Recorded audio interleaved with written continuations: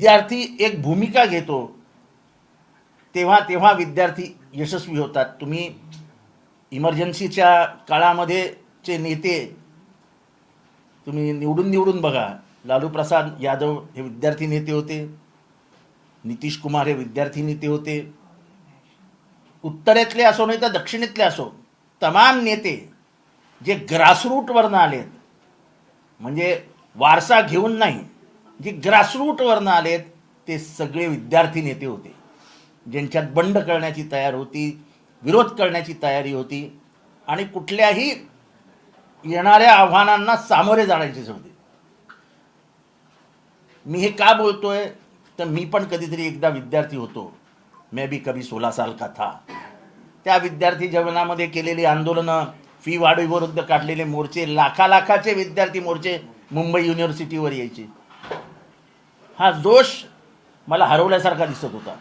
पण आज जेव्हा मी ठाकूर कॉलेजमधला विद्यार्थी बोलत असताना त्याच्या मागे उभा राहिलेला ठाकूर कॉलेजमधल्या विद्यार्थ्यांचा जनसमुदाय बघितल्यानंतर माझ्या आशा पल्लवित झाल्या की विद्यार्थ्यांना कळतंय की ह्या देशात जोर जबरदस्ती कशी चालू आहे. आणि त्यामुळेच विद्यार्थ्यांनी ही भूमिका घेतली.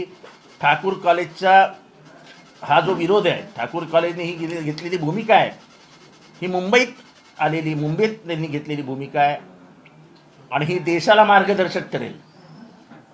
देशाला मार्गदर्शक ठरणारी भूमिका आज ठाकूर कॉलेजमध्ये घेतलेली आहे. आणि त्या विद्यार्थ्यांना मी आश्वासित करू इच्छितो की मी पण एकेकाळी विद्यार्थी चळवळीतनंच इथपर्यंत आलेलो आहे. तुम्हाला जेव्हा केव्हा गरज लागेल तेव्हा विद्यार्थ्यांचा एक प्रतिनिधी म्हणून तुम्ही मला कधीही बोलवा, मी तुमच्यामध्ये यायला तयार आहे. म्हणजे ह्याच्यापुढे आता त्यांच्यावरती पोलीस केसेस करतील, त्यांना पोलीस स्टेशनला बोलवतील, त्यांना मॅनेजमेंट सतवायला लागेल. असं कुठलंही जर केलं तर आम्ही सगळे विद्यार्थी चळवळीतने आलेले कार्यकर्ते तिथे त्यांच्यासाठी जाऊन उभे राहू. दुसरं, काल आम्ही इलेक्शन कमिशनला भेटलो. इलेक्शन कमिशनला सगळं सांगितलं. मी जे बोललो ते इथे सांगतो. मी सांगितलं की इलेक्शनच्या काळामध्ये सर्वात महत्त्वाची एजन्सी जी असते, जी इन्स्टिट्यूशन आहे, ते आहे इलेक्शन कमिशन ऑफ इंडिया. अर्थात त्याच्या नेमणुकांविषयी सुप्रीम कोर्टानेच आक्षेप घेऊन टाकलेत की अशा नेमणुका करता येत नाही. पण लोकांना हे कदाचित आठवत नसेल की मध्यंतरी लोकसभेने इलेक्शन कमिशन निवडण्यासाठी म्हणून एक समिती स्थापन केली होती. त्या समितीमध्ये त्यांनी चीफ जस्टिसला घेतलं होतं. पण हा चीफ जस्टिस आपल्यामध्ये येईल असं जेव्हा या सरकारला वाटलं तेव्हा त्यांनी लोकसभेतनं बिल पास करून चीफ जस्टिसला बाहेर काढून टाकला. म्हणजे लोकशाहीला धरून ज्या प्रक्रिया पाहायला पाहिजे होत्या त्या होणार नाहीत याची सोय केली. आता इलेक्शन कमिशन यांनी स्वतंत्रपणाने वागलं पाहिजे असं संविधान स्थापन झाल्या सांगितलं. मी काय त्यांना सांगितलं की अनेक एजन्सीजवरचा भरोसा जनतेचा उठत चाललाय. आज जर इलेक्शनच्या काळामध्ये गडबडी झाली, ज्या पद्धतीने सरकार वागतंय तसंच वागत राहिलं, एका विशिष्ट पक्षाला ते मदत करत राहिले एजन्सीज, तर कसं चालायचं? फेअर अँड फ्री इलेक्शन ज्याला म्हणतो ते होणारच नाही. आणि तुमच्यावरचा विश्वास जनतेचा उडाला तर लोकशाहीचा बट्ट्याबोळ होईल. तुमच्या भूमिकेकडे देशातल्या सगळ्या नागरिकांचं लक्ष आहे की तुम्ही काय करतात. कारण का मधल्या काळामध्ये त्यांनी ज्या भूमिका घेतल्या होत्या, इलेक्शन कमिशननी जे निर्णय घेतले होते त्याला सर्वोच्च न्यायालयाने क्वेश्चन मार्क केला की इलेक्शन कमिशनने कसं काय केलं. म्हणजे आमच्या NCPच्या वेळेस पण त्यांनी विचारलं, त्यांनी सांगितलं की election commission is encouraging defections. म्हणजे पक्षांतराला वाव इलेक्शन कमिशन देत आहे. हे चांगलं भाष्य नाही आहे. सर्वोच्च न्यायालयाने इलेक्शन कमिशनवर अशी टिप्पणी करणं हे भारतीय लोकशाही आणि संसदीय लोकशाहीला लाजिरवाणी गोष्ट आहे. त्यामुळे इलेक्शन कमिशनने याच्यात गांभीर्याने बघावं असे आम्ही जेवढे पक्षप्रतिनिधी गेलो होतो त्या सगळ्यांनी सांगितलं. आम्ही नावं दिली की गेल्या 1 वर्षात जवळजवळ 15-17 विरोधी पक्षातल्या लोकांना समन्स आलंय, हे आलंय, ते आलंय, बोलवलेलं आहे, अटकेत आहेत. म्हणजे विरोधी पक्षाला घाबरून ठेवण्याची एक नवीन पद्धत या देशात सुरू झालेली आहे. त्याच्याबद्दलही आम्ही इलेक्शन कमिशनच्या हे सगळं नजरेस आणून दिलं. मला माहीत नाही इलेक्शन कमिशन किती गांभीर्याने घेईल, कारण का माझ्या स्पष्टवक्तेपणाने मी सांगू शकतो इलेक्शन कमिशन हे सरकारची कुटपुतली आहे. त्याच्यामुळे त्यांच्याकडनं काय फार अपेक्षा माझ्या तरी नाही. मला इतरांचं माहीत नाही, पण माझ्या तरी फार अपेक्षा इलेक्शन कमिशनकडनं नाही आहेत. नंतर आम्ही इलेक्शन कमिशनरला एक पत्र लिहून कळवलेलं आहे की सर्वोच्च न्यायालयाने जो निकाल दिलेला आहे, एक इंटरिम ऑर्डर पास केली आहे आणि ज्यामध्ये जे आदेश दिलेले आहेत की शरद पवारांचा फोटो वापरू नका, त्यांच्याबद्दल काही वक्तव्य करू नका, त्याचं पालन होत नाही आहे. सर्वोच्च न्यायालयाने सांगितलेलं की घड्याळाच्या खाली तुम्हाला लिहावंच लागेल की हे matter is subjudiced and hence the clock is there till the final outcome of the petition number 4248 of 2024. हे मी नाही म्हणत आहे, सर्वोच्च न्यायालयाने सांगितलेलं आहे. आणि आम्ही काही फोटोजही दिलेले आहेत त्यांना की हे बघा, हे अजून हेच चालू आहे. मला वाटतं की आम्ही सर्वोच्च न्यायालयाच्या पिटिशन म्हणजे कंटेम्प्ट ऑफ कोर्ट आम्ही लगेच दाखल करणार नाही. आम्ही थोडा वेळ त्यांनाही देऊ, कारण का आम्हाला पवार साहेबांनी सांगितले की अच्छा असं लगेच करू नका, लोकांना वेळ द्या, लोकांना त्यांना सर्वोच्च न्यायालयाचा निकाल समजू द्या, म्हणजे ते काढतील. म्हणजे आम्ही पुढच्या आठवड्यापर्यंत वाट बघू, नाही तर सर्वोच्च न्यायालयामध्ये आम्ही कंटेम्प्ट पिटिशन दाखल करू जर हे पाळलं नाही तर. पुण्यामधल्या एका MLAच्या ऑफिसच्या बाहेर हे आहे. काल रायगडमध्ये झालेल्या एका प्रेस कॉन्फरन्समध्ये मागे शरद पवारांचा फोटो होता, आम्ही तेही काढून ठेवलेलं आहे. अनेक आमदारांच्या ट्विटर अकाउंटवर शरद पवारांचा फोटो आहे. मला अजूनही आठवतं की सर्वोच्च न्यायालयाने एक टिप्पणी केली होती की you want the goodwill of Sharad Pawar, you want the goodwill of Sharad Pawar but you don't want हिम.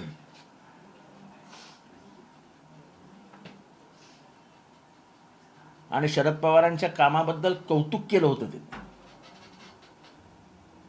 काल सुद्धा मी इलेक्शन कमिशनरच्या तोंडातून एक शब्द ऐकला, शरद पवार साहेब म्हणाले. म्हणजे एक रेकग्निशन आहे जी शरद पवारांना, ती जजेसच्या तोंडातून दिसते. हे किती मोठं वाक्य आहे. त्यांनी ह्याच्यात म्हटलं की is one of the tallest personality in India.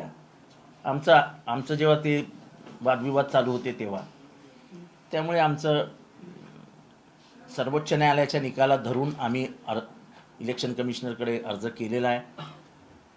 Election commissioner काय ॲक्शन घेईल आम्हाला माहीत नाही, पण पुढच्या आठवड्यात आम्ही उभ्या महाराष्ट्रातले सगळेच फोटो जमा करू आणि त्याच्यानंतर मनात नसताना आम्हाला सर्वोच्च न्यायालयात अवमान याचिका दाखल करावी लागेल. साहेब, शिरूरचे माजी खासदार शिवाजीराव आढळराव पाटील आज अजितदादांना भेटून गेले.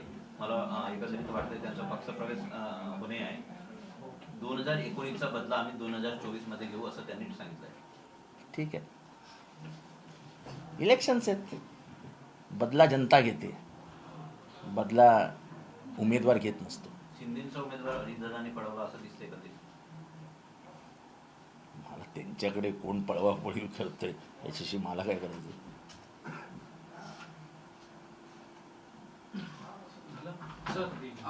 जो कांदिवली ठाकूर कॉलेजचा मुद्दा तुम्ही उपस्थित केलेला आहे, ज्यावेळी त्या विद्यार्थ्याने प्रश्न विचारला होता, त्या विद्यार्थ्याला ध्रुव गोयल यांच्याकडून उत्तर न देता कॉलेजच्या ज्या कर्मचारी असतील त्यांच्याकडून उत्तर देण्यात आलेलं आहे. याकडे कसं बघतात ते? नाही, असं आहे की आता ही दडपशाही सुरू होणार, त्या विद्यार्थ्यांवरती कारवाई होणार, त्या विद्यार्थ्यांना प्रश्न विचारले जाणार, त्यांच्या आईवडिलांना बोलवलं जाणार, घाबरवलं जाणार.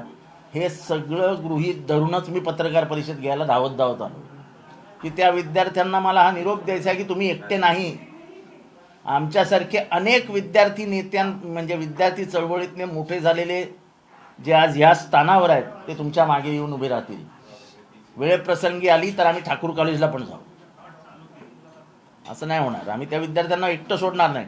कारण का राजकीय चळवळीमध्ये विद्यार्थ्यांचा मोठा भाग सहभाग असतो. म्हणजे चायनामध्ये सुद्धा त्यांच्या राजवटीला विरोध करणारा तायनामन स्क्वेअरमध्ये एक आंदोलन झालं होतं. ते विद्यार्थ्यांचं होतं. त्या सगळ्या विद्यार्थ्यांना मारून टाकलं होतं. पण हे माहीत असताना पण आंदोलनात उतरणारं ते रक्त होतं. जगातलं प्रत्येक क्रांतीची पहिली पावलं ओळखा. प्रत्येक क्रांतीची पहिली पावलं हे विद्यार्थी टाकतात. कारण का ते लीडर असतात. त्यांचा कुठेही स्वार्थ नसतो. पण जेव्हा त्यांना दिशा बदलताना दिसते तेव्हा त्यांच्या लक्षात येतं की ही दिशा सरळ करायला पाहिजे. कारण का आपल्या भवितव्याचा प्रश्न आहे. आवडसाहेब, तुम्ही म्हटलं होतं की 48 तासात आमची यादी जाहीर होईल. पण 48 तास उलटून गेलेले आहेत. अजूनही महाविकास आघाडीची आमची यादी तयार आहे. बाहेर कधी येणार? आमची यादी तयार आहे. आमच्या यादीला काही अडचण नाही. जाहीर कधी होईल तो आणि प्रश्न आहे. शरद पवार स्वतःहून कधीच यादी आधी जाहीर करणार नाहीत. शरद पवारांचं म्हणणं असतं की coalition is nothing but compromise and patience. त्यामुळे आम्ही त्यांच्या म्हणण्याप्रमाणेच वागू आणि आमची यादी ते जेव्हा सांगतील की जाहीर करा, जाहीर करून टाका. हे बघा, आजही आम्ही सांगतो आहोत की वंचित यांची भूमिका जी आहे ती संविधानाच्या विरोधात चाललेली वर्तणूक ह्या देशाला घातक आहे असं ते म्हणतात आणि आमचंही तेच म्हणणं आहे. त्यामुळे दोघांनी एकत्र यावं ही काळाची गरज आहे. नाही तर काळ आपल्याला माफ करणार नाही. पुढची पिढी आपल्याला माफ करणार नाही. त्यामुळे मी आजही सांगतो की त्यांनी एकत्र आलं पाहिजे. आपण सगळ्यांनी एकत्रित लढूया. 1-2 सीट पुढे मागे करून एकत्रित जनतेच्या समोर जाऊया. जनतेला विश्वास देऊया आणि लढूया.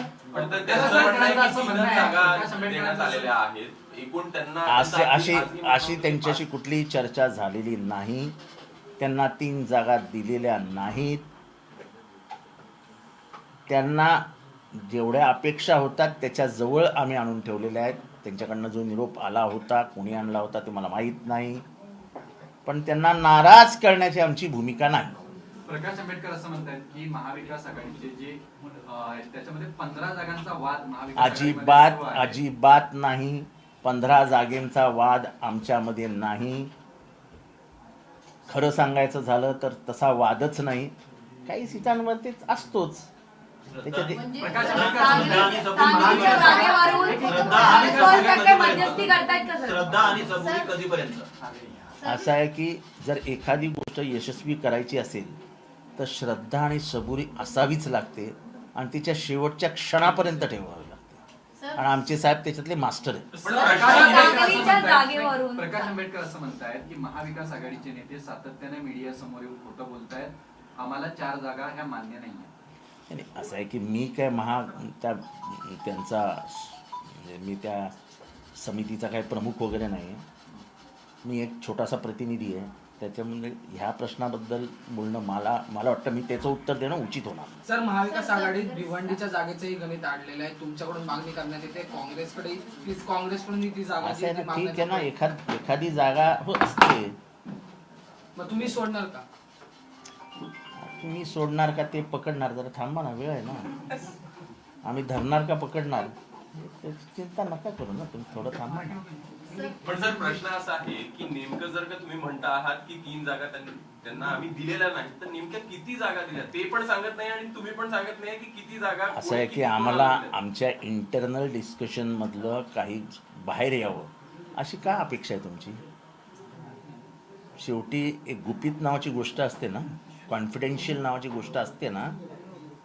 तुमच्या कंपनी मध्येही तुमच्या संपादकाबरोबर तुमची कॉन्फिडेन्शियल मीटिंग असते की नाही? तुम्ही सांगता का आजचा अजेंडा काय आमचा? रात्री कळतो आम्हाला आमची वाजल्यानंतर की आजचा अजेंडा यांचा हा होता. एक शेवटचा सर एक शेवट एका वृत्तपत्रात अशी माहिती आली की ज्या वेळेस अमित शहा आणि राज ठाकरे यांची भेट झाली त्याच्यानंतर त्या भेटीत राज ठाकरेंना प्रस्ताव देण्यात आलेला आणि त्याच्यात असं म्हटलंय की एकनाथ शिंदे आणि राज ठाकरे यांचा पक्ष विलीन करून राज ठाकरे यांना अध्यक्षपदी बसून ही माहिती चालवता येऊ शकते. तुम्ही कसं बघता? अमित शहा साहेब आणि राज ठाकरे हे बंद खोलीमध्ये काय बोलले हे तुम्हाला कळलं असेल तर मला माहीत नाही, आणि तुम्हाला कळलं जरी असेल आणि तुम्ही मला प्रश्न जरी विचारला असेल त्याच्याशी माझा काय संबंध. त्यांनी विलीन व्हावं, त्यांचं एकत्रीकरण व्हावं, कोणी अध्यक्ष व्हावं, त्यांच्या मनाची मर्जी आहे. बेगाने शादी में अब्दुल्ला दिवाना. राज ठाकरे महायुतीत गेल्यास उत्तर भारतीय वोट बँक नाराज होईल का? त्याचा फायदा महाविकास आघाडीला होईल कसं वाटतं? असं आहे की प्रत्येकाची गणितं लागलेली आहे. ही गोष्ट खरी की उत्तर भारतीयांना मारलंय. उत्तर भारतीयांची मुंबईत गरजच नाही असा त्यांची भाषा होती. तेव्हा उत्तर भारतीयांच्या मागे उभं राहण्याचं काम आमच्यासारख्यांनी केलं. मला अजूनही आठवतं वसईमध्ये एका रिक्षावाल्याला मारला होता. त्या रिक्षाचा मालक मराठी माणूस होता आणि ड्रायव्हर उत्तर भारतीय होता. मी सहज विचारलं की मग मराठी माणूस आपला रिक्षा का नाही चालवत. त्या मालकाने मला सांगितलं, साहेब कोण उन्हात फिरेल, 1000 रुपये मिळतात मला दिवसाला, हे उगाच करतायत. असं आहे की काही अंडरस्टँडिंग असतं, काही आपसी समझोते असतात आणि कष्ट करणाऱ्याला जगात सगळीकडे वाव मिळतो. आजचा हा इतिहास नाही आहे, पारंपरिक इतिहास आहे. अख्ख्या युरोपमध्ये अनेक काम करणारे कष्टकरी भारतातनं गेले होते. आजही आफ्रिकेमध्ये भारतीय वंश जिवंत आहे, मॉरिशसमध्ये आहे. ते कशासाठी गेले होते? काय श्रीमंत होते आणि मॉरिशसमध्ये शेती घेतली होती काय? आज आफ्रिकेतले लोक बिचारे इथनं तिथनं कसे तरी पळून चोरून अमेरिकेत जाण्याचा प्रयत्न करतात. कशासाठी? शेवटी पोटाच्या प्रश्नासाठी स्थित्यांतर होतात. पण आघाडीला फायदा होईल? एक असा प्रश्न आहे की महाविकास आघाडीची कोल्हापूरची जागा जी आहे शाहू महाराजांनी, परंतु साताऱ्याच्या जागेचा वाद जो आहे साताऱ्याच्या जागेचा वाद जो आहे तो कायम आहे. उदयनराजे जे आहे ते वारंवार दिल्लीला जातात. असं आहे की आमच्या मनामध्ये कोल्हापूरची जागा म्हणजे आमच्या दृष्टीने फार महत्त्वाची आहे. शाहू महाराजांच्या महाराष्ट्राला मध्ये त्यांचं योगदान हे अतिशय महत्त्वाचं आहे. शाहू महाराज हे असे राजे, तुम्ही मध्ये बोलू नका यार. शाहू महाराज हे असे राजे होते की डॉक्टर बाबासाहेब आंबेडकरांची 11वीची परीक्षा झाल्यानंतर हा एवढा हुशार विद्यार्थी कोण आहे हे शोधण्यासाठी ते कोल्हापूरहून मुंबईला आले. मुंबईला बाबासाहेब आंबेडकरांची त्यांनी BIT चाळीत भेट घेतली आणि पुढच्या शिक्षणाचा सगळा खर्च तजवीज त्यांनी आणि बरोड्याच्या महाराजांनी केली. 1920 साली माणगाव येथे झालेल्या परिषदेमध्ये डॉक्टर बाबासाहेब आंबेडकरांनी त्यांना अस्पृश्य परिषदेला बोलवलं होतं.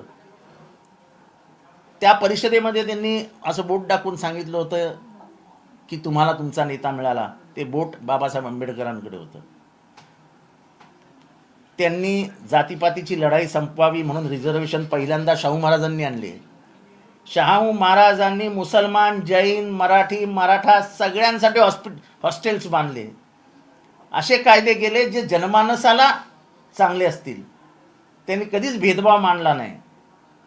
तो एक आगळा वेगळा राजा होता आणि त्यांची परंपरा आजही कोल्हापूरकर मानतात आणि त्यांच्या परंपरेचं कौतुक आजही महाराष्ट्रात होतं. स्त्रियांविषयीचं त्यांचं मत, आपल्या भगिनींना कसं सुरक्षित ठेवलं पाहिजे त्याबद्दलचं त्यांचं मत, हे सगळं महाराष्ट्राने बघितलंय, अनुभवलेलं आहे. आणि शाहू फुले हे खरं संविधानात आहेत. शाहूंचे विचार, फुलेंचे विचार हे संविधानात आहेत. संविधान म्हणजे काय? तर शाहू फुलेंचे विचार म्हणजे संविधान आहे. त्यामुळे हे शाहू महाराजांचं जे उमेदवारी आहे ही परंपरा पुढे नेण्याचा प्रयत्न आहे. उदयनराजेंची हे बघा, उदयनराजे काय करतायत मला माहिती नाही, पण आम्ही त्यांच्या घरी जाऊन त्यांना उमेदवारी दिली. तिन्ही पक्षाचे नेते त्यांच्या घरी गेले, कारण का आम्हाला ह्या विचारांविषयी प्रचंड प्रेम आणि आदर आहे. शाहू फुले आंबेडकर म्हटलं की विषय संपला आमच्यासाठी. शिव फुले शाहू आंबेडकर ही विचारधारा जिवंत राहावी महाराष्ट्रात, याच्यासाठीच आमची लढाई असते. आता उदयनराजे काय करतात त्याच्याशी मला काय करायचं. सर, हिंदी में जानना चाहिए आप. हालांकि एक वीडियो वायरल हुआ ना जिसमें केंद्रीय मंत्री पीयूष गोयल के बेटे जो है एक सेमिनार में जाते कॉलेज में, जहाँ पे वहाँ के छात्र जो है सेमिनार में विरोध करते, क्या उसका देखो मैं एक विद्यार्थी, एक जमाने में विद्यार्थी रह चुका हूँ. बहुत सारे आंदोलनों में मैंने हिस्सा लिया है, और भारत की भी जो विद्यार्थी नेतृत्व की परंपरा है वो बहुत बड़ी है. स्वातंत्र्य से लेकर इमरजेंसी तक विद्यार्थी ही जंग लड़े थे. जब इंदिरा गांधी बहुत ज्यादा यानी चरम पे थी लोकप्रियता का, तब गुजरात और बिहार में आंदोलन शुरू हुआ था. उसका नाम था नवनिर्माण आंदोलन, और ये आंदोलन इतना बड़ा हो गया कि इंदिरा गांधी जो लोकप्रियता के शिखर पे थी आस्ते आस्ते आस्ते नीचे आने लगी. और यही आंदोलन से जयप्रकाश नारायण का नेतृत्व निकला कि उन विद्यार्थियों ने जाके जयप्रकाश जी को बोला कि अब इस संघर्ष का नेतृत्व आप कीजिए. तो ये इतिहास है, कोई पूछ तो नहीं सकता है. मुझे आज बहुत मैं प्रशंसा करना चाहता हूँ, शुक्रगुजार हूँ कि जो बड़े बड़े कर नहीं सकते हैं वो बच्चे कर रहे हैं. जो बड़ों को करना चाहिए वो बच्चे कर रहे हैं. पीयूष गोयल का लड़का वहां पहुंचा, और जैसे ही वहां के मैनेजमेंट ने जोर जबरदस्ती करके विद्यार्थियों का कहा कि अंदर जाके बैठो, कुछ विद्यार्थी समुदाय ने विरोध किया. और वो विद्यार्थी समुदाय कम नहीं था, 300-400 विद्यार्थी थे उसमें, देखो वीडियो. तो उन विद्यार्थियों को बताना चाहता हूं कि बच्चों, तुमने बहुत अच्छा काम किया है. तुमने सिर्फ तुम्हारे कॉलेज में एक भूमिका नहीं निभाई, लेकिन लोगों के जो दिल में डर है वो डर को तुमने भगा दिया है. और अगर विद्यार्थी तय करते इस देश का, तो इस देश का माहौल बदल सकता है. और ये शुरुआत हो गई है. ये जोर जबरदस्ती हर चीज में ये सहन नहीं की जाएगी, ये विद्यार्थी बता रहे हैं. और उनको हम ये बताना चाहते हैं, किसी भी घंटे पे मुझे बुला लो तुम्हारे पास, मैं तुम्हारे लिए खड़ा रहूंगा. क्योंकि मुझे मालूम है अब उनको पुलिस केस को भुगतना पड़ेगा, उनके पिता माँ बाप को डांटा जाएगा, सब तरीके का इस्तेमाल होगा ताकि ये विद्यार्थी डर जाए. मैं विद्यार्थियों से कहूंगा कि तुमने एक ऐसी भूमिका ली है जिस भूमिका को इतिहास याद रखेगा. एक नया इतिहास लिखने जा रहे हो आप. आपके पीछे लाखों विद्यार्थी देश से चलेंगे.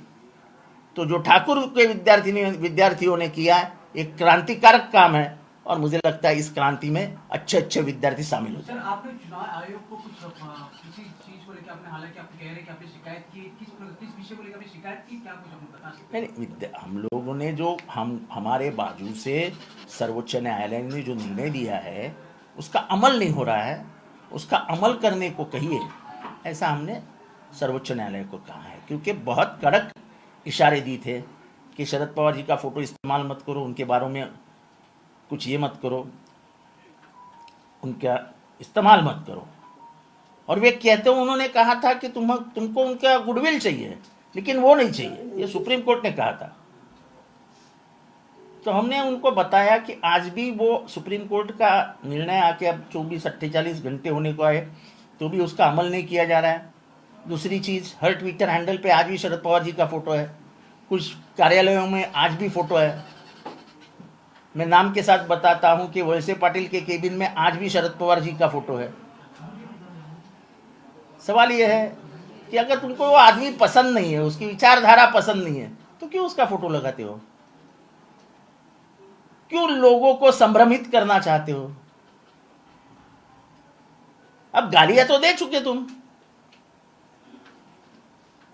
और दूसरी जो चीज इलेक्शन कमीशन ने कही है कि तुम्हारे हर चुनाव चिन्ह के नीचे तुमको ये लिखना पड़ेगा कि ये जो है पूरा न्याय प्रविष्ट है और अंतिम निर्णय तक हमको ये दिया गया है, तो वो भी लिखने का है।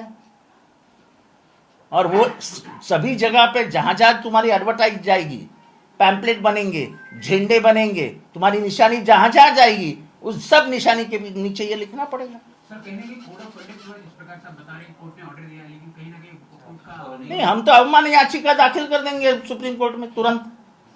अगर 8 दिन में ये सुधार नहीं आया तो हम सुप्रीम कोर्ट में अवमान याचिका दाखिल कर देंगे। चुनाव आयोग जिस प्रकार से काम कर उनके काम को आप किस तरह देखते हैं? हालांकि अपने देखो, ऐसा है कि मेरे जैसे आदमी को पूछो तो चुनाव आयोग का काम ही खत्म हो गया है।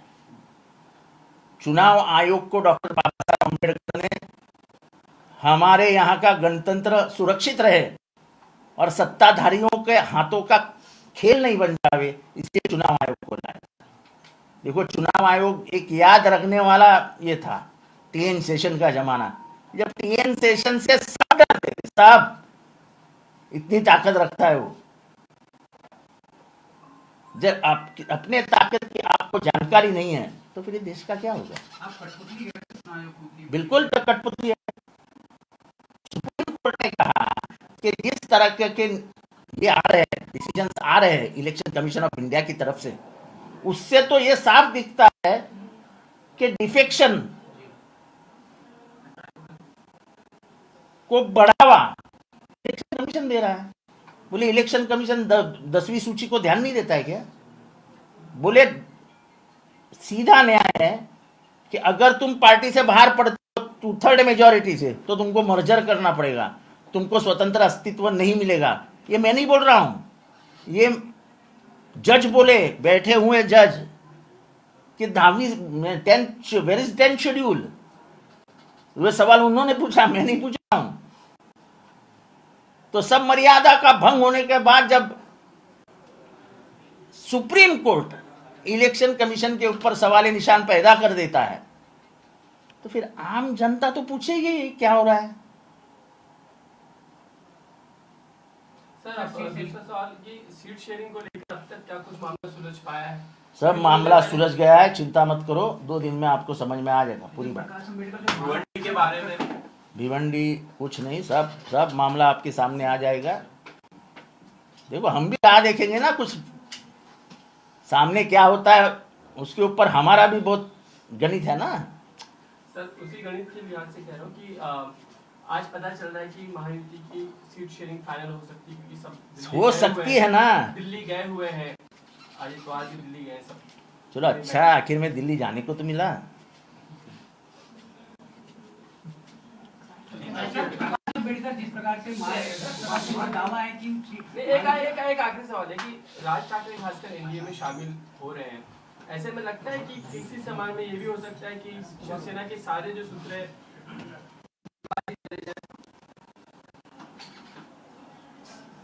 मैं नहीं जानता। जिस तरीके के फोटो मैंने देखे हैं एकनाथ शिंदे जी के, वो फोटो देखकर मुझे आहे.